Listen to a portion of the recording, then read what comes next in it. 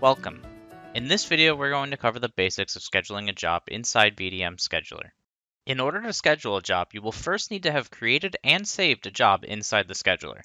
If you are unsure of the process of creating a job using the scheduler, I recommend checking out our video that covers this. The link will be in the description below. Additionally, you can check out our website's documentation, which will also be included below. With that in mind, let's get started. The first step in scheduling a job will be to click on the scheduler located at the bottom left of VDM. After clicking Scheduler, you should be on your calendar. Once on the calendar, click New Appointment under the Appointments section of the ribbon bar to begin scheduling a job.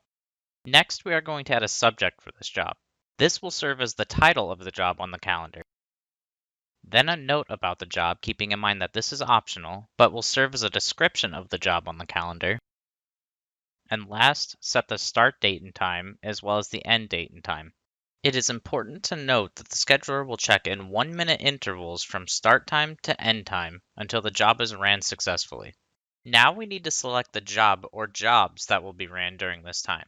This can be done by clicking Select Jobs in the Actions section of the ribbon bar. Once we have selected the jobs that will be ran, we will need to save the appointment.